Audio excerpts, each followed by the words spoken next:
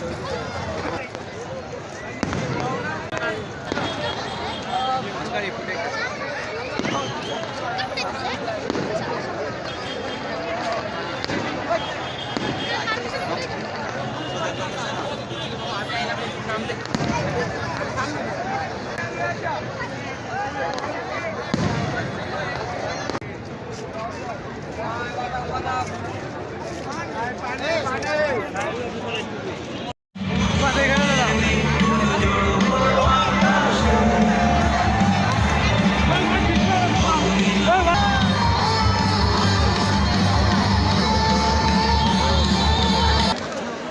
বোতল কিন্তু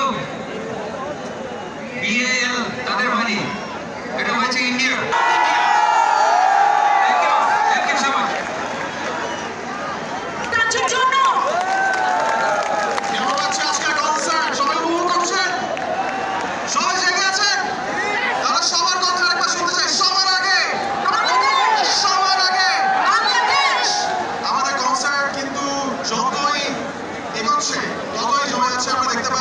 আমরা একটা জনসমুদ্রের মাঝখানে আছি এবং আমাদের আরো অনেক ব্যান্ড অপেক্ষা করছে আপনাদের।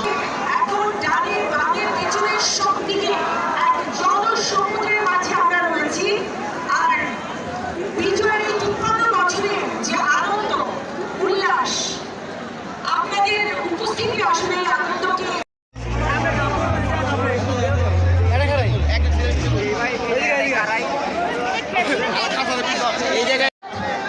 সবার আগে বাংলাদেশ আর একেবারেই দেরি না করে আমরা এখন সবার মনের বন্ধ জানালাগুলো খুলে দিতে চাই।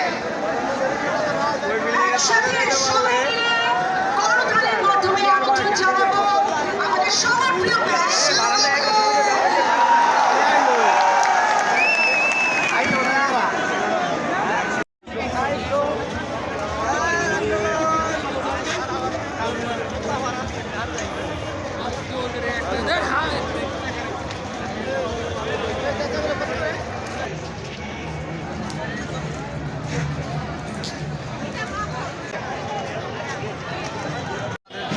সাগর সম রক্তের বিনিময়ে অর্জিত বিজয় দিবসের শুভেচ্ছা।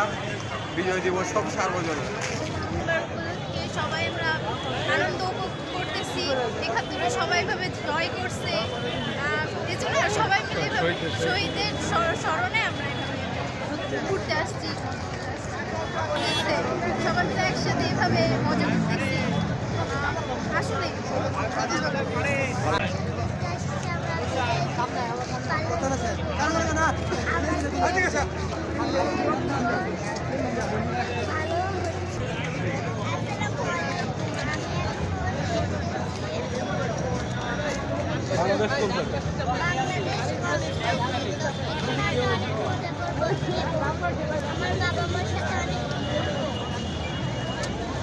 আমার নাম যারা।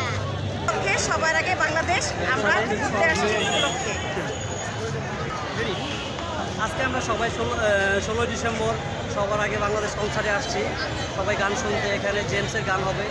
আমরা বেশ কিছু শিল্পীর গান শুনছি ইতিমধ্যে, আমাদের খুব ভালো লাগলো। আর এখানে প্রচুর পরিমাণে মানুষ আসছে, আমরা গান শুনতেছি, উপভোগ করতেছি, খুব ভালো লাগতেছে।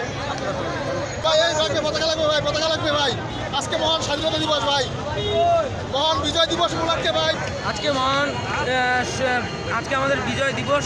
এই দিন ১৬ ডিসেম্বরে ৯ মাস যুদ্ধ শেষে পাকিস্তান হানাদার বাহিনী বাংলাদেশ মুক্তি বাহিনীর কাছে আত্মসমর্পণ করে। এই দিন আমাদের স্বাধীনতা পাওয়ার দিন। যদি আমাদের স্বাধীনতার দিন হলো ২৬শে মার্চ, কিন্তু এই দিনে আমরা প্রকৃত স্বাধীনতা পেয়েছিলাম।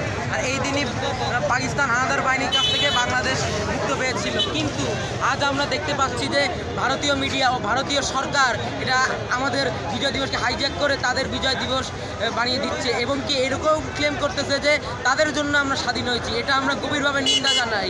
ভারত না থাকলে আমরা হয়তোবা দেরিতে স্বাধীনতা পেতাম, কিন্তু আমরা আরও মর্যাদাপূর্ণ স্বাধীনতা পেতাম। ভারত 10 দিন শেষে এসে আমাদের পুরো ক্রেডিট নেওয়ার জন্য 10 দিন শেষে যুদ্ধ নেমেছিল।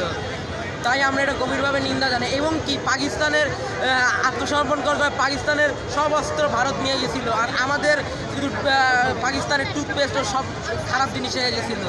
আমরা ভারতের নিন্দা জানাই। ইনকিলাব জিন্দাবাদ।